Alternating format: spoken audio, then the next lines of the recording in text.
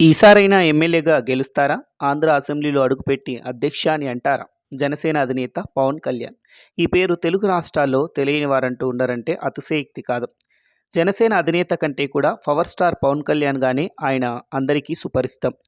తన సినిమాలతో కోట్ల మంది అభిమానులను సొంతం చేసుకున్న గొప్ప నటుడు పవన్ కళ్యాణ్ గారు. 2014లో ఆయన జనసేన పార్టీని స్థాపించారు. 2014 ఎన్నికల్లో తన పార్టీ పోటీ చేయకుండా బీజేపీ, టీడీపీ కూటమికి మద్దతు ఇచ్చి రాష్ట్రంలో టీడీపీ, బీజేపీ గెలవటానికి దోహదపడ్డారు. అలాగే 2019 ఎన్నికల్లో ఆయన సొంతంగా బరిలో దిగి జనసేన గుర్తుపైన పోటీ చేసి 2 నియోజకవర్గాల్లో ఓటమి చవిచూశారు. గాజువాక, భీమవరం నియోజకవర్గాల్లో ఆయన ఎమ్మెల్యేగా పోటీ చేసి ఓటమిని మూట కట్టుకున్నారు. అయితే ఆ పట్టుదల, కసితో మళ్ళీ ఎమ్మెల్యేగా గెలవాలని చెప్పేసి దృఢ సంకల్పంతో ఆయన ఈసారి పిఠాపురంకు మారారు. సో పిఠాపురంలో ఆయన ఎమ్మెల్యేగా గెలిచి ఆంధ్ర అసెంబ్లీలో అడుగు పెడతారా? అక్కడ వంగ గీతను తట్టుకోవడం సాధ్యమేనా? పిఠాపురం కాబోయే ఎమ్మెల్యే ఎవరు? మీరే చెప్పండి.